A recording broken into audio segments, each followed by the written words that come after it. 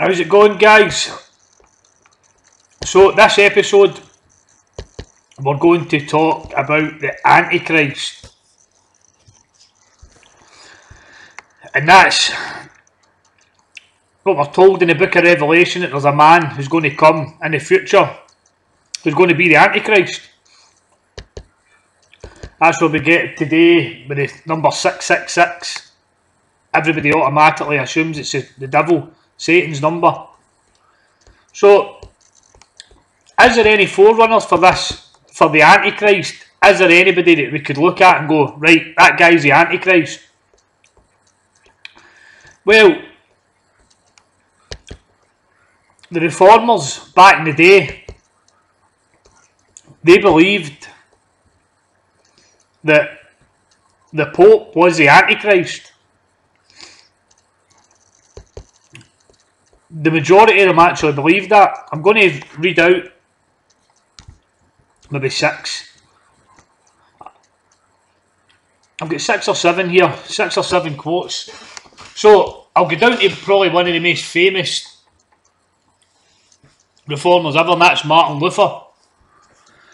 So what he said is, he said, "We here are of the conviction that the papacy is the seat of the true and real Antichrist. Personally, I declare that I owe the Pope no other obedience than that to Antichrist." And that is taken from the Prophetic Faith of Our Fathers, page 121. So we've also got John Wycliffe. What he said was, when the Western Church was divided for about 40 years between 2 rival popes, one in Rome and the other in Avignon, France, each pope called the other pope Antichrist, and John Wycliffe is reputed to have regarded them both as being right. 2 halves of Antichrist, making up the perfect man of sin between them. And we've got John Knox. He wrote, "To abolish that tyranny which the Pope himself has for so many years exercised over the Church, and that the Pope should be recognised as the very Antichrist and son of perdition of whom Paul speaks." And that was taken from the Zurich Letters, page 199. We've got another man here, it's John Wesley, and it says, speaking to the papacy, he said, "He is, in an emphatical sense, the man of sin, as he increases all manner of sin above measure, and he is, too, properly styled the son of perdition, as he has caused the death of numberless multitudes, both of his opposers and followers.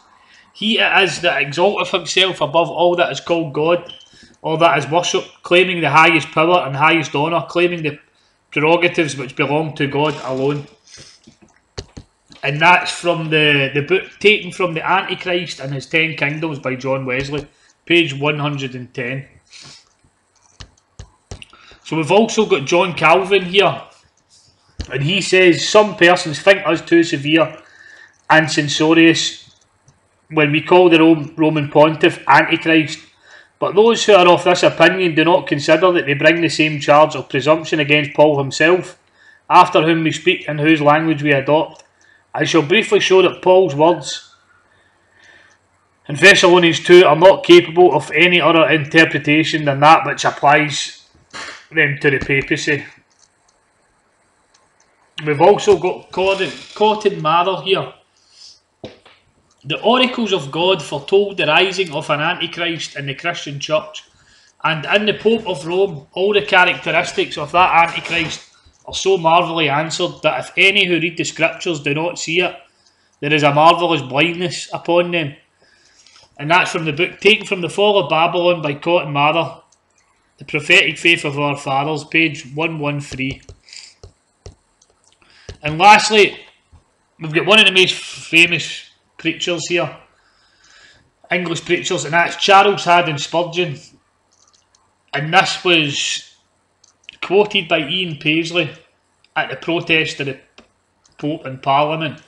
He says, "It is a bounden duty of every Christian to pray against Antichrist, and as to what Antichrist is, no sane man ought to raise a question. If it be not Popery in the Church of Rome, there is nothing in the world that can be called by that name. Popery is contrary to Christ's gospel and is the Antichrist, and we ought to pray against it."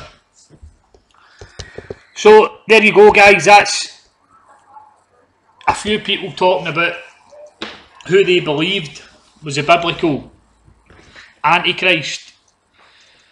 The majority of them actually thought it was the Pope. So just thought I'd give you a bit of information and you can decide for yourself. Thanks for listening, guys. Take care and have a good night.